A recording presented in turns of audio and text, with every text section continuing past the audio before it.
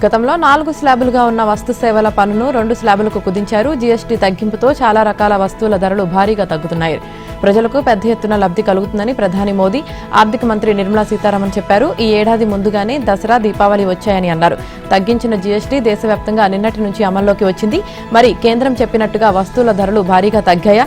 ప్రజలకు పండగ వచ్చిందా? ఏ వస్తువుల ధరలు తగ్గాయి? పాత కొత్త ధరల్లో వ్యత్యాసం ఎంత? ఏ వస్తువులకు ధరలు తగ్గలేదు? నిర్మలా సీతారామన్ ఆదేశించినట్టుగా షాపుల వద్ద తగ్గిన ధరలతో కూడిన బోర్డులను ఏర్పాటు చేశారా? కేంద్ర ప్రభుత్వం జీఎస్టీ సంస్కరణలో భాగంగా తీసుకువచ్చిన నూతన స్లాబ్ల అమలు విశాఖలో అంతంత మాత్రంగానే ఉంది. తగ్గిన ధరలతో కూడిన బోర్డులను ఎక్కడా ఏర్పాటు చేయలేదు. కొద్ది చోట్ల మాత్రం తగ్గించిన జీఎస్టీ రేట్లు వర్తింపజేస్తున్నామంటూ బోర్డులు పెట్టారు. కానీ ధరలు వివరాలేవీ కనిపించలేదు. పాలు, పాల ఉత్పత్తుల ధరలు మినహా నిత్యావసర సరుకుల ధరలను ఎక్కడా తగ్గించలేదు. కొన్ని రీటైల్ స్టోర్లు, మాల్స్ లో జీఎస్టీ స్లాబ్లు తగ్గించినట్లు బోర్డులు పెట్టినా గతంలో ఉన్న ధరలకే విక్రయిస్తున్నారు. మందుల ధరలను కూడా జీఎస్టీ స్లాబుల్లో మార్పులు చేసి గతంలో విక్రయించిన రేట్లకే అమ్మకాలు సాగిస్తున్నారు. కార్లు, ద్విచక్ర వాహనాల ధరలు మాత్రం తగ్గాయి. కార్ల ధరలు 60,000 నుంచి 1,50,000 వరకు తగ్గించి విక్రయాలు సాగిస్తున్నట్లు చెబుతున్నారు. అలాగే ద్విచక్ర వాహనాల ధరలు 8,000 నుంచి 15,000 వరకు తగ్గినట్లు షోరూం నిర్వాహకులు అమలు చేస్తున్నారు. ఏసీ, టీవీ, డిష్ వాషర్స్ ధరలు తగ్గాయి. ఇప్పటి వరకు 28% జీఎస్టీలో ఉన్న ఈ వస్తువులను ప్రస్తుతం 18% జీఎస్టీలోకి మార్చి విక్రయాలు సాగిస్తున్నారు. ఆయా వస్తువులపై 2,500 నుంచి 5,000 వరకు తగ్గిస్తున్నారు. రోగులకు మేలు చేసే ఉద్దేశంతో కొన్ని రకాల మందులపై 12% ఉన్న జీఎస్టీని కేంద్రం 5%కి తగ్గించింది. 2 ఏళ్లలో రాష్ట్రంలో క్వాంటమ్ కంప్యూటర్ను తయారు చేసి విదేశాలకు ఎగుమతి చేస్తామని ముఖ్యమంత్రి చంద్రబాబు చెప్పారు. ప్రస్తుతం ప్రపంచంలో 6-7 దేశాలు మాత్రమే క్వాంటమ్ కంప్యూటింగ్లో ఉన్నాయని అన్నారు. భవిష్యత్తులో క్వాంటమ్ కంప్యూటింగ్ కేంద్రంగా ఆంధ్రప్రదేశ్ మారుతుందని ధీమా వ్యక్తం చేశారు.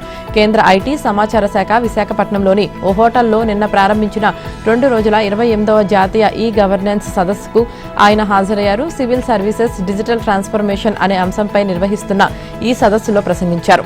భారతదేశంలో టెక్నాలజీని సమర్థంగా వినియోగించుకోవడంలో తనతో పోటీ పడే ముఖ్యమంత్రి ఎవరూ లేరన్నారు. ఇదే మాట మాజీ సీఎం దివంగత ఎస్ఎం కృష్ణ కూడా అనేవారన్నారు. ప్రజలకు సేవలు అందించడంలో డిజిటల్ ట్రాన్స్ఫర్మేషన్ చాలా కీలకమైన పాత్ర పోషిస్తుందన్నారు. ప్రభుత్వ శాఖల ద్వారా పౌర సేవలు అందించడానికి ఆర్టిఫిషియల్ ఇంటెలిజెన్స్ చాలా బాగా ఉపయోగపడుతుందన్నారు. సమాచార సాంకేతిక రంగంలో విప్లవాత్మకమైన మార్పులు తెచ్చిన పార్టీగా టీడీపీ చరిత్ర పుటల్లో నిలిచిపోతుందన్నారు. తొలుత ఈ సేవ, ఆ తర్వాత మీ సేవ కేంద్రాల ద్వారా ప్రజలకు సేవలు అందించామని, ఇప్పుడు మనమిత్ర ద్వారా 751 సేవలను వాట్సాప్ ద్వారానే అందించడానికి ఏర్పాట్లు చేశామన్నారు. ప్రధాని మోదీ ఆత్మనిర్భర్ భారత్ అంటూ స్వదేశీ తయారీని ప్రోత్సహిస్తున్నారని, దీనిని అన్ని రంగాలకు విస్తరిస్తామన్నారు. పెద్ద ఎత్తున స్వదేశీ బ్రాండ్లు తయారు చేసి ప్రపంచ దేశాలకు అందించాలని పిలుపునిస్తున్నామన్నారు. ఏపీ ప్రభుత్వం సంజీవని పేరుతో ప్రజల డిజిటల్ హెల్త్ రికార్డులు తయారు చేస్తుందని, దీన్ని మొదట ఏపీలో అమలు చేసి ఆపై ఇతర రాష్ట్రాలకు అందిస్తామన్నారు.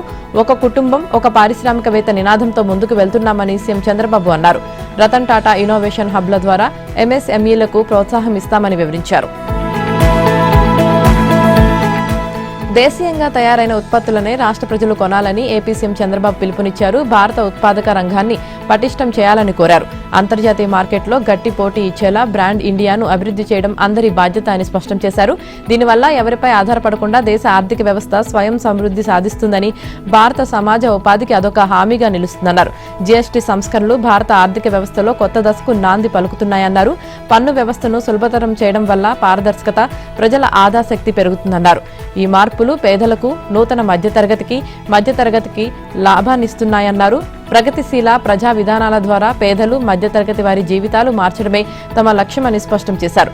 భారత స్వాతంత్ర శతవార్షికోత్సవం నాటికి ఆర్థిక అసమానతలు తగ్గించి బలమైన, సమతుల్యమైన సమాజాన్ని నిర్మించడం తమ ఆకాంక్ష అని అన్నారు. ఈ లక్ష్యానికి సూపర్ జీఎస్టీ, సూపర్ 6, P4 కార్యక్రమాలు శక్తివంతమైన ఇంధనంగా నిలుస్తాయన్నారు. ఆంధ్రప్రదేశ్ను స్వర్ణాంధ్ర వైపునకు నడిపిస్తాయనే లక్ష్యంతో ముందుకెళ్తున్నామన్నారు. ఈ సంస్కరణలు భవిష్యత్ తరాలను మార్చేంత శక్తివంతమైనవని, వీటికి సమానంగా మరికొన్ని సంస్కరణలు తెచ్చుకోగలిగితే 2047 నాటికి ఇండియా అతిపెద్ద ఆర్థిక వ్యవస్థగా తయారవుతుందన్నారు. జీఎస్టీ సంస్కరణలతో దేశవ్యాప్తంగా 2,25,000 కోట్ల ప్రయోజనం వస్తే రాష్ట్రానికి 8,000 కోట్ల ప్రయోజనం వస్తుందని చెప్పారు.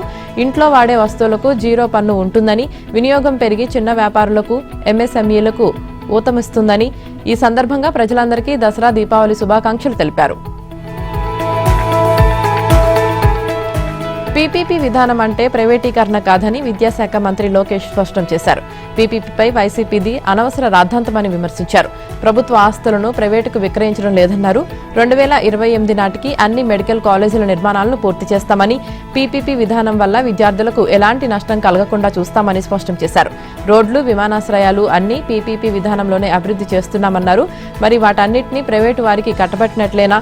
ఇప్పుడు ఇంత గగ్గోలు పెడుతున్న జగన్ 5 ఏళ్ల కాలంలో 5 మెడికల్ కాలేజీలను కూడా ఎందుకు పూర్తి చేయలేదని, కనీసం తన పులివెందల్లోనూ పూర్తి చేయలేకపోయారని అన్నారు. గతంలో చంద్రబాబు ఇంజనీరింగ్ కాలేజీలకు అనుమతి ఇచ్చే సమయంలో అప్పటి కాంగ్రెస్ నేతలు ఇలాంటి విమర్శలు చేశారని, అప్పుడు చంద్రబాబు వెనకడుగు వేసి ఉంటే ఇప్పుడు ఇన్ని ఇంజనీరింగ్ కాలేజీలు వచ్చేవా అని ప్రశ్నించారు. ప్రిజనరీకి విజనరీకి ఉన్న తేడా అదేనని జగన్ ను ఎద్దేవా చేశారు. జగన్ తాను కట్టిన కాలేజీలను చూసి ఆహా ఓహో అనాలని అంటున్నారని, అసలు కాలేజీలు ఉంటే కదా అనడానికి అంటూ సెటైర్లు వేశారు. ప్రభుత్వ కార్యక్రమాల్లో ప్రైవేట్ను భాగస్వాములను చేస్తే అది ప్రైవేటీకరణ ఎలా అవుతుందని, తన మనుషులకు ఇచ్చిన కాంట్రాక్టులు పోతున్నాయనే జగన్ భయమని అన్నారు. అందుకే గగ్గోలు పెడుతున్నారన్నారు.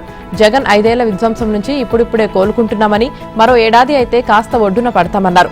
అక్టోబర్ నుంచి వరుస పెట్టుబడులు రాష్ట్రానికి వచ్చేలా ప్రణాళికలు సిద్ధం చేశామని, 20 లక్షల ఉద్యోగాల కల్పన లక్ష్యంగా పనిచేస్తున్నామన్నారు.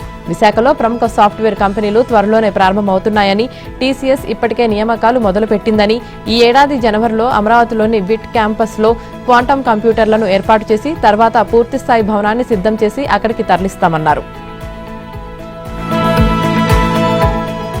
కరువు సీమలో పసిడి కాంతులు విరియనున్నాయి.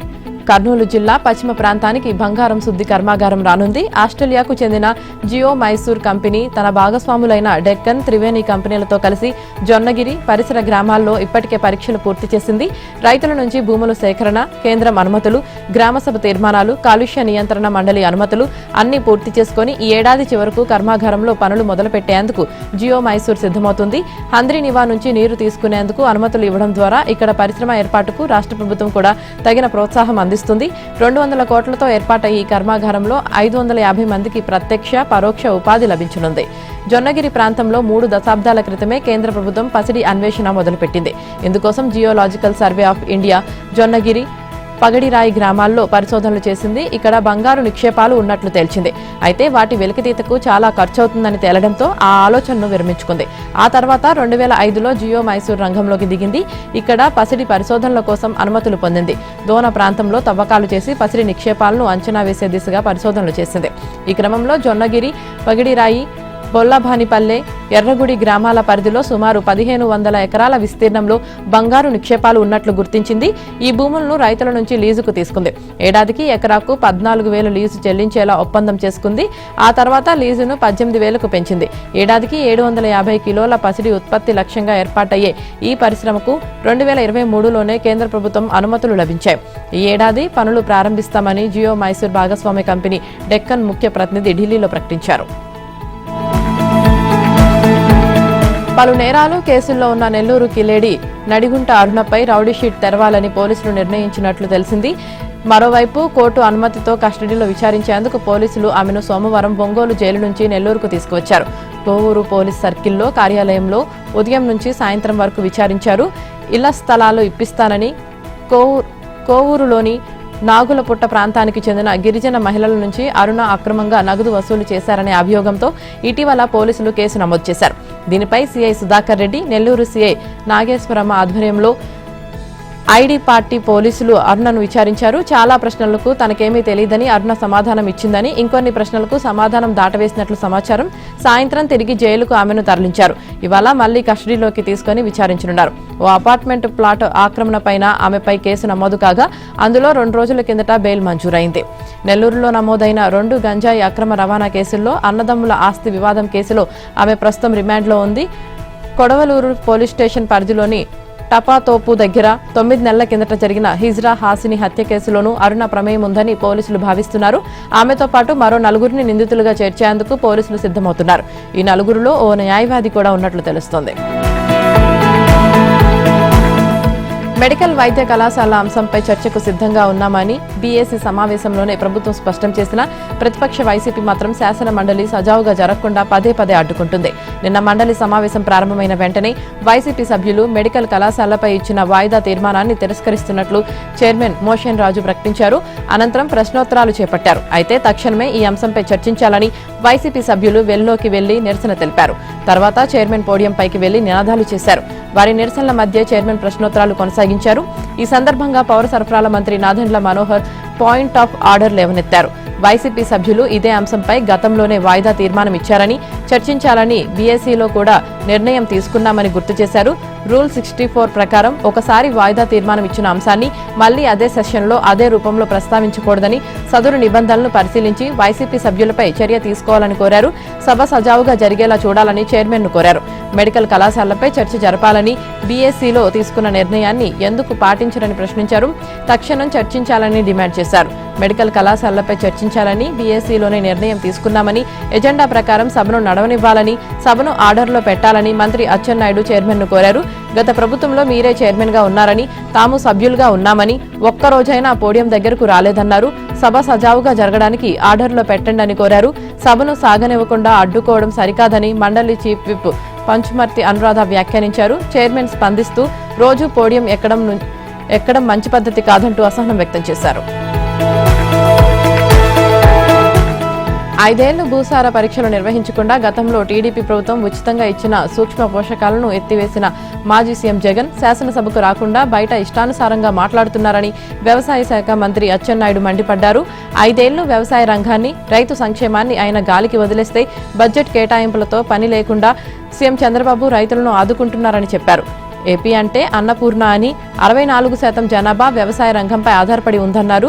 రైతులను ఆదుకోవడానికి చంద్రబాబు ఎన్నో కార్యక్రమాలు చేస్తున్నారని, 15% వృద్ధి రేటు సాధించాలని లక్ష్యంగా పెట్టుకుని పనిచేస్తున్నారన్నారు. ఈ ఏడాది 1,23,000 హెక్టార్లలో సాగు పెరిగిందన్నారు. యూరియా అధికంగా వాడితే క్యాన్సర్ వంటి ముప్పుందని పంజాబ్లో తేలిందన్నారు. కేంద్రం కూడా యూరియా తగ్గించాలని చెప్పిందన్నారు. అయితే దీనిపై యూరియా ఇవ్వడం లేదంటూ 800 పోస్టులు పెట్టారని ఆగ్రహం వ్యక్తం చేశారు. అమెరికా నుంచి కూడా పెట్టిన తప్పుడు పోస్టులతోనే యూరియా దొరకదన్న ఆందోళనతో రైతులు ముందే కొనేశారన్నారు.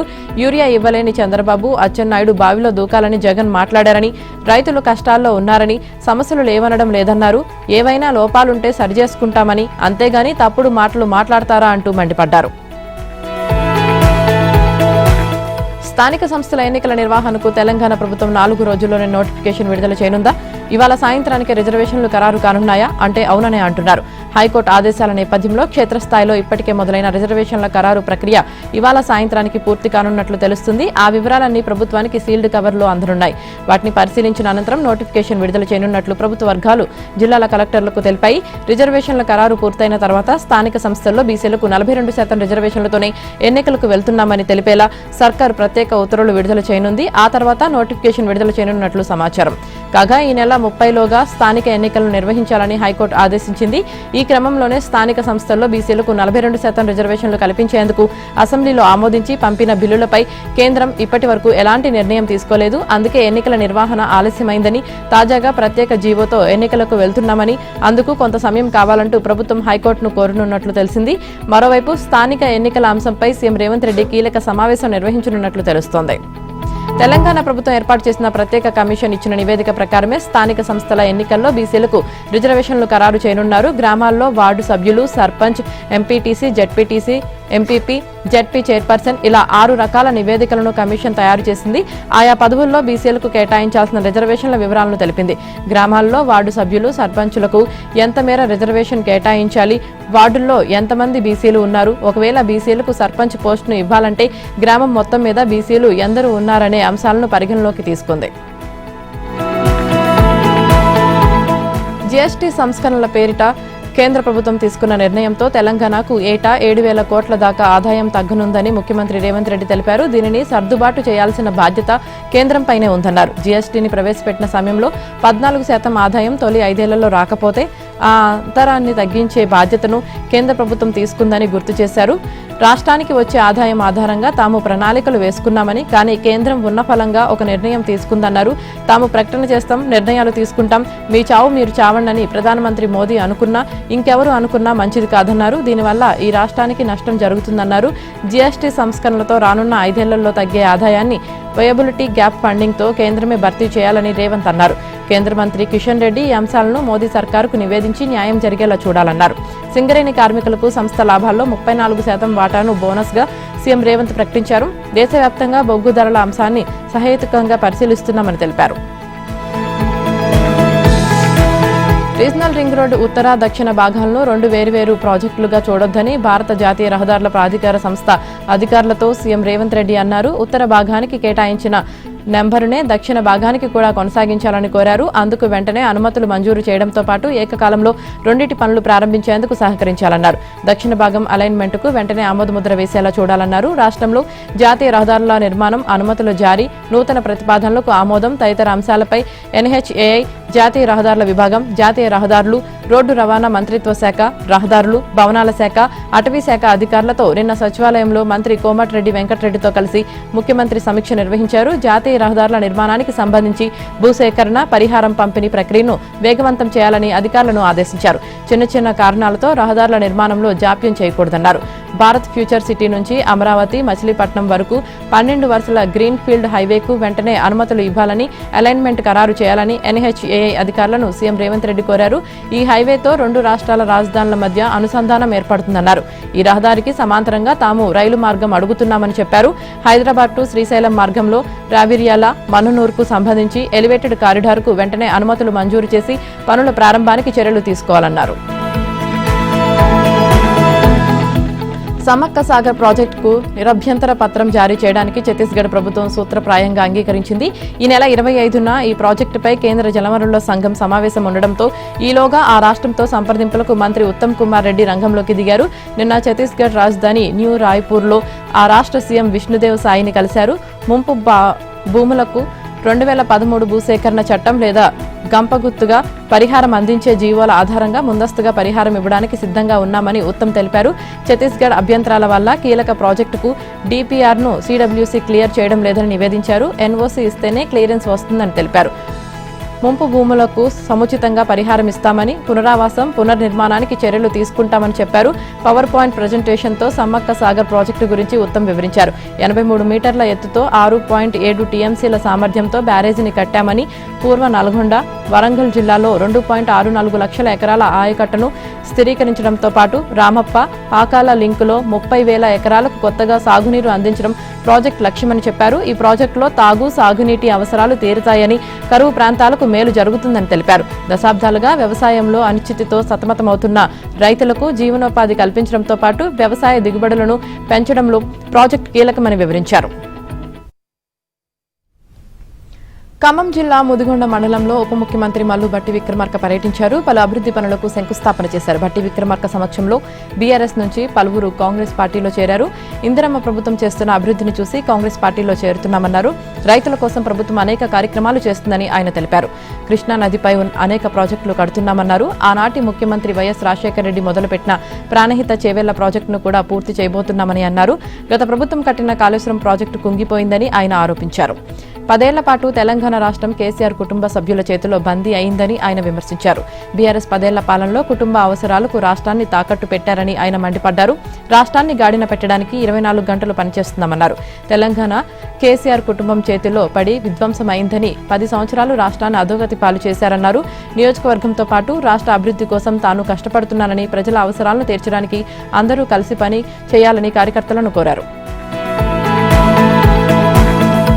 రీజనల్ రింగ్ రోడ్డు బాధితులు కాంగ్రెస్ ప్రభుత్వ తీరును వ్యతిరేకిస్తూ గ్రామాన తీర్మానాలు చేసి స్థానిక సంస్థల ఎన్నికలను బహిష్కరించాలని బీఆర్ఎస్ వర్కింగ్ ప్రెసిడెంట్ కేటీఆర్ పిలుపునిచ్చారు. త్రిబుల్ అలైన్మెంట్ వల్ల నష్టపోయిన నల్గొండ, సూర్యాపేట జిల్లాలతో పాటు గజ్వేల్, సంగారెడ్డి నియోజకవర్గాలకు చెందిన బాధితులు నిన్న తెలంగాణ భవన్లో కేటీఆర్ను కలిశారు. ఎన్నికలను బహిష్కరిస్తే కేంద్ర రాష్ట్ర ప్రభుత్వాలు దిగివస్తాయన్నారు. కాంగ్రెస్ ప్రభుత్వం త్రిపుల్ అలైన్మెంట్ మార్చి పేదలు రైతుల జీవితాలను ఆగం చేస్తుందన్నారు. కాగా సీఎం రేవంత్ రెడ్డి హైడ్రాను అడ్డుపెట్టుకుని బుల్డోజర్ పాలన సాగిస్తున్నారని, పేదల ఇల్లు కూల్చి పెద్దలను మాత్రం వదిలేస్తున్నారని కేటీఆర్ ఆరోపించారు. సీఎం సోదరుడు మంత్రులు పొంగిలేటి, వివేక్ వంటి వారు ప్రభుత్వ స్థలాల్లో చెరువుల భూముల్లో ఇల్లు కట్టుకున్నా హైడ్రా కూల్చడం లేదన్నారు. బంగాళాఖాతంలో అల్పపీడనం ప్రభావంతో హైదరాబాద్తో పాటు తెలంగాణలోని పలు ప్రాంతాల్లో భారీ వర్షాలు కురిశాయి. హైదరాబాద్లో కురుస్తున్న భారీ వర్షంతో లోతట్టు ప్రాంతాల ప్రజలు వణికిపోతున్నారు. కుండపోత వర్షంతో ప్రధాన రహదారులు చెరువులను తలపించగా లోతట్టు ప్రాంతాలు నీట మునిగాయి. బంజారాహిల్స్లో 10 సెంటీమీటర్ల వర్షపాతం రికార్డు కాగా దేవరకొండ బస్తీ నీట మునిగింది. వనస్థలీపురంలో హైదరాబాద్ టు విజయవాడ జాతీయ రహదారిపై మోకాల లోతు వరద నీటితో వాహనాల రాకపోకలు నిలిచిపోయాయి. తెలంగాణలోని కొన్ని జిల్లాల్లో ఇవాళ భారీ వర్షాలు అక్కడక్కడ కురిసే అవకాశం ఉందని హైదరాబాద్ వాతావరణ కేంద్రం హెచ్చరించింది. ఆసిఫాబాద్, మంచిర్యాల, నిర్మల్, వికారాబాద్, సంగారెడ్డి, మెదక్, కామారెడ్డి, మహబూబ్ నగర్ జిల్లాలో భారీ వర్షాలు కురుస్తాయని తెలిపింది. వస్తు సేవల పన్ను తగ్గింపు దేశవ్యాప్తంగా నిన్నటి నుంచి అమల్లోకి వచ్చింది. ఫలితంగా టూత్ పేస్ట్ నుంచి కార్ల దాకా 375కు పైగా వస్తువుల ధరలు తగ్గాయి. గతంలో 5, 12, 18, 28% ఉన్న పన్ను రేట్లను 5, 18% పరిమితం చేయడంతో దాదాపు 99% నిత్యావసర వస్తువుల ధరలు తగ్గాయి. నిత్యావసర వస్తువుల తయారీ సంస్థలు, కార్ల కంపెనీలు, ఎలక్ట్రానిక్ వస్తువుల తయారీ సంస్థలు, ఫార్మా కంపెనీలు తమ ఉత్పత్తుల ధరలను తగ్గించేశాయి. జీఎస్టీ రేట్ల తగ్గింపునకు జీఎస్టీ మండలి ఈ నెల 3న ఆమోదం తెలిపింది. అప్పటి నుంచి కొనుగోలును వాయిదా వేసుకున్న సామాన్యులు షాపింగ్ మాల్ల బాట పట్టారు. దేవీ నవరాత్రి ఉత్సవాలు ప్రారంభం కావడం, విద్యా సంస్థలకు దసరా సెలవులు ప్రకటించడంతో కుటుంబ సభ్యులతో కలిసి కొనుగోలు చేపట్టారు. జీఎస్టీ తగ్గింపులకు అమలు చేస్తున్నట్లు వినియోగదారులకు తెలిసేలా దుకాణాల్లో పోస్టర్లను అంటించారు. జీఎస్టీ పొదుపు ఉత్సవ ప్రచారంలో భాగంగా కేంద్ర మంత్రులు నిర్మలా సీతారామన్, జేపీ నడ్డా, అశ్విని వైష్ణవ్ తదితరులు ఢిల్లీలోని వ్యాపార సముదాయాలను సందర్శించారు. జీఎస్టీ సంస్కరణలు క్షేత్రస్థాయిలో సమర్థంగా అమలవుతున్నాయా లేదా అని వినియోగదారులను ఆరా తీశారు. లక్ష్మీనగర్లో వ్యాపారులు, సామాన్య ప్రజానికంతో కేంద్ర ఆర్థిక మంత్రి నిర్మలా మాట్లాడారు. ఆమె ఓ స్టేషనరీ దుకాణానికి వెళ్లారు. జీఎస్టీ తగ్గింపుతో చాలా వస్తువుల ధరలు తగ్గాయని, విద్యార్థులు, తల్లిదండ్రులకు లబ్ధి చేకూరుతుందని దుకాణ యజమాని కేంద్ర మంత్రితో చెప్పారు. ప్రధాని పిలుపు మేరకు స్వదేశీ ఉత్పత్తులను ప్రోత్సహించాలని సూచించారు. జీఎస్టీ సంస్కరణలపై దేశ ప్రజలను ఉద్దేశించి ప్రధాని నరేంద్ర మోదీ లేఖ విడుదల చేశారు. దేశవ్యాప్తంగా జీఎస్టీ పొదుపు ఉత్సవం మొదలైందన్నారు. తదుపరి తరం జీఎస్టీ సంస్కరణలు ప్రజల్లో పొదుపును పెంచుతాయన్నారు. రైతులు, మహిళలు, యువత, మధ్యతరగతి ప్రజలు, వ్యాపారులు, ఎంఎస్ఎంఈ తదితర అన్ని వర్గాలకు నేరుగా లబ్ధి చేకూరుతుందన్నారు. ఆర్థిక వృద్ధి రేటుతో పెట్టుబడులను ప్రోత్సహిస్తున్నామన్నారు. ప్రతి రాష్ట్రం పురోగతిని వేగవంతం చేస్తాయి. స్లాబుల తగ్గింపు వంటి సంస్కరణలతో ఆర్థిక వ్యవస్థ సరళీకృతం, వ్యాపార నిర్వహణ సులభతరం కానున్నాయని ప్రధాని మోదీ అన్నారు. కొన్నేళ్లలో 25 కోట్ల మంది పేదరికం నుంచి బయటపడ్డారని, ఆదాయపు పన్నును 12 లక్షల వరకు మినహాయించడం జీఎస్టీ సంస్కరణలతో ఈ ఒక్క ఏడాదే ప్రజలకు 2,50,00,000 కోట్ల డబ్బు ఆదా కానుందన్నారు. వికసిత్ భారత్ లక్ష్య సాధనకు స్వయం సమృద్ధి బాటలో నడవడం తప్పనిసరి అని అన్నారు. జీఎస్టీ సంస్కరణలు స్థానికంగా తయారీ రంగాన్ని బలోపేతం చేస్తాయన్నారు. స్వదేశీ తయారీ ఉత్పత్తులే విక్రయించాలని దుకాణదారులకు విజ్ఞప్తి చేశారు. స్వదేశీ ఉత్పత్తులే కొనాలి, విక్రయించాలన్నారు. పరిశ్రమలు, పెట్టుబడులకు అనుకూల వాతావరణాన్ని రాష్ట్రాలు కల్పించాలని ప్రధాని మోదీ కోరారు.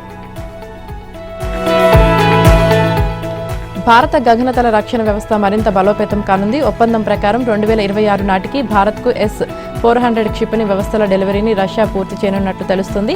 $5.43 బిలియన్ వ్యయంతో 5 S-400 క్షిపణి వ్యవస్థల కొనుగోలుకు 2018లో భారత్ ఒప్పందం కుదుర్చుకుంది.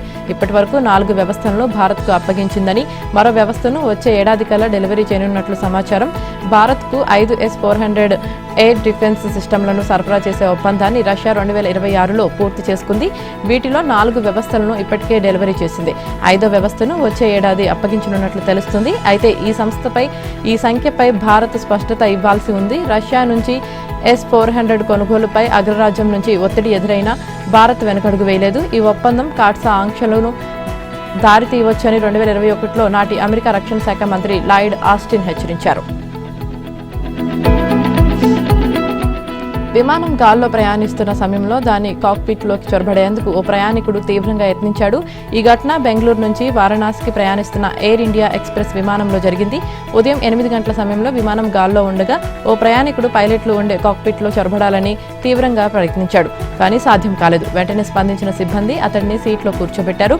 విమానం వారణాసిలో దిగిన తర్వాత సిఐఎస్ఎఫ్ సిబ్బందికి అతడిని అప్పచెప్పారు. వాస్తవానికి కాక్పిట్ లో ప్రవేశించే డోర్ ను తెరవాలంటే ఓ ప్రత్యేకమైన పాస్కోడ్ ఉంటుంది.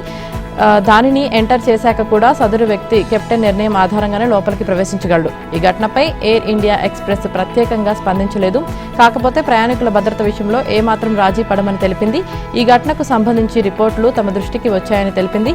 ప్రయాణికుడు మరుగుదొడ్డి కోసం వెతుకుతూ కాక్పిట్ వద్దకు వెళ్లాడని వివరించింది. ఈ ఘటనను సంబంధించి అధికారుల దృష్టికి తీసుకువెళ్లామని తెలిపింది. అమెరికా టెక్ కంపెనీల యాజమాన్యాలు ఇక నుంచి H-1B వీసాలపై ఏటా $14 బిలియన్ వెచ్చించాల్సి రావచ్చు. వీటి ఫీజును భారీగా పెంచి $1,00,000 చేయడం సంస్థలకు మోయలేని భారంగా మారే ప్రమాదం ఉంది. ఫిబ్రవరిలో లాటరీలో రానున్న కొత్త దరఖాస్తుదారులకు మాత్రమే ఇది వర్తించనుంది. అమెరికన్లను నియమించుకునేలా కంపెనీలపై ఒత్తిడి చేయడమే లక్ష్యంగా ట్రంప్ ఈ నిర్ణయం తీసుకున్నారు. గతేడాది అన్నీ కలిపి 1,41,000 H-1B వీసాలు జారీ చేసినట్లు America citizenship and immigration services లెక్కలు చెబుతున్నాయి. అదే స్థాయిలో వీసాలు జారీ చేస్తే వాటి కోసం చెల్లించాల్సిన ఫీజు మొత్తం 1,23,000గా అంచనాలు ఉన్నాయి. ఈ నిర్ణయం స్టార్టప్ సంస్థలకు ఇబ్బందికరమేనని ఐటీ నిపుణులు చెబుతున్నారు. విదేశాల్లోని టెక్ హబ్లకు ఇది ఓ బహుమతిగా మారనుందని ఆందోళన వ్యక్తం చేస్తున్నారు. ఖలిస్తానీ ఉగ్రవాది ఇంద్రజిత్ సింగ్ గోసల్ కెనడాలో అరెస్టయ్యాడు. సిక్స్ ఫర్ జస్టిస్ అనే వేర్పాటువాద సంస్థ వ్యవస్థాపకుల్లో ఒకడైన గుర్పత్వంత్ సింగ్ పన్నాకు సన్నిహితుడు. 2023 నుంచి గోసల్ కెనడాలో SFJ కార్యకలాపాలు చూసుకుంటున్నాడు. ఆయుధాలు కలిగి ఉండడంతో పాటు పలు అభియోగాలపై గోసల్ను అటావాలో తాజాగా అదుపులోకి తీసుకున్నట్లు తెలుస్తుంది. గత నవంబర్లోనూ కెనడా పోలీసులు అతన్ని అరెస్టు చేశారు. గ్రేటర్ టొరంటో ఏరియాలోని ఒక హిందూ ఆలయం దగ్గర జరిగిన హింసాత్మక ఘటనలో ప్రమేయం ఉందని ఆ సమయంలో ఆరోపణలు వచ్చాయి. తర్వాత షరతులతో కూడిన బెయిల్ మంజూరైంది. ద్వైపాక్షిక సంబంధాల్లో ఒక కొత్త అధ్యయనానికి తెరతీసేందుకు భారత కెనడాల మధ్య అంగీకారం కుదిరిందని ఇటీవల భారత విదేశాంగ ప్రకటించింది. ఈ అంగీకారంలో భాగంగా ఉగ్రవాదం, అంతర్జాతీయ నేరాలను ఎదుర్కొనేందుకు కలిసి పనిచేయాలని నిర్ణయించినట్లు తెలిపింది. కాగా 2023లో ఒక సిక్కు వేర్పాటువాది హత్య అనంతరం ఇరు దేశాల మధ్య సంబంధాలు తీవ్రంగా దెబ్బతిన్నాయి. ప్రస్తుతం రెండు దేశాలు సంబంధాలను పునరుద్ధరించుకుంటున్నాయి. ఆసియా కప్ సూపర్ 4లో భాగంగా దుబాయ్ ఇంటర్నేషనల్ స్టేడియం వేదికగా ఆదివారం టీమిండియా, పాకిస్తాన్ జట్లు తలపట్టాయి. ఈ మ్యాచ్లో భారత జట్టు 6 వికెట్ల తేడాతో ఘన విజయం సాధించింది. అయితే పాక్ బ్యాటర్ ఫకర్ జమాన్ అవుట్ను పాకిస్తాన్ క్రికెట్ బోర్డు వివాదం చేస్తుంది. ఈ విషయమై టీవీ అంపైర్పై ICCకి ఫిర్యాదు చేసినట్లు సమాచారం. కరచాలన వివాదం మరవకముందే పాక్ మరో అగ్గి రాజేస్తుందని క్రికెట్ అభిమానులు వాపోతున్నారు. ఫకర్ జమాన్ 15 పరుగుల వద్ద ఉన్నప్పుడు హార్దిక్ పాండ్యా బౌలింగ్లో wicket keeper Sanju Samson catch ఇచ్చి పెవిలియన్కు చేరాడు. ఆ క్యాచ్ను చాలా క్లీన్గానే సంజు శాంసన్ అందుకున్నాడు. అయితే ముందు ఫీల్డ్ అంపైర్ ఘాజీ సోహెల్ అవుట్గా ప్రకటించకుండా టీవీ అంపైర్కు రిఫర్ చేశాడు. అతడు దీన్ని క్లీన్ క్యాచ్గా తేల్చి అవుట్ ఇచ్చాడు. ఓ కోణంలో బంతి నేలను తాకి బౌన్స్ అయినట్లుగా కనిపించిన వికెట్ కీపర్ చేతి వేలు బంతి కింద ఉన్నట్లుగా అంపైర్ తేల్చి అవుట్ ఇచ్చాడు. దీంతో ఫకర్ జమాన్ తన అసంతృప్తిని వెళ్లగక్కుతూ మైదానాన్ని వీడాడు. అయితే Pakistan team manager Naveed Cheema, match referee Andy ప్రైక్రాఫ్ట్కు మొదట ఈ విషయంపై ఫిర్యాదు చేసినట్లు విశ్వసనీయ వర్గాల సమాచారం. అయితే అతడు ఇది తన పరిధిలో లేదని చెప్పినట్లు తెలుస్తుంది. దీంతో పాక్ మేనేజర్ టీవీ అంపైర్ మీద ICCకి ఫిర్యాదు చేస్తూ మెయిల్ చేశాడని తెలుస్తోంది.